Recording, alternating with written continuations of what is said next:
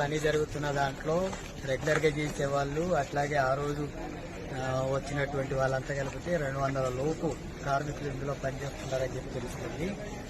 ఇప్పటి వరకు ఇంకా ఒక 40 మందికి సంబంధించినటువంటి వివరాలు సరిగ్గా తెలియడం లేదు. డైలీ వేజ్ వచ్చేటటువంటి వాళ్ళ వివరాలు తెలియడం లేదు.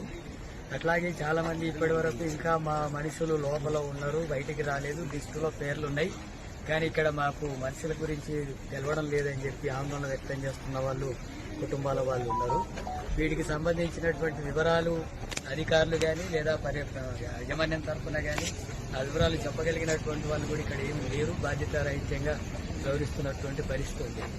ఇవన్నీ కూడా ప్రమాదాలు జరుగుతున్నటువంటి విషయాలకు కారణం ఏంటంటే యాజమాన్యంతో కుమ్ముకైనటువంటి ప్రభుత్వ యంత్రాంగం కానీ అధికార యంత్రాంగం వీటికి సంబంధించినటువంటి వైఫల్యాలు ఏమున్నాయి, భద్రతా లోపాలు ఏమున్నాయో పర్యవేక్షణ చేయాల్సినటువంటి అధికారులు, ఫ్యాక్టరీస్ ఇన్స్పెక్టర్ కానీ లేదా డైరెక్టర్ ఫ్యాక్టరీస్ కానీ ఎవరు కూడా వీటికి సంబంధించినటువంటి దాంట్లో ఉన్న లోపాలు ఏంటో విచారణ చేయడం లేదు.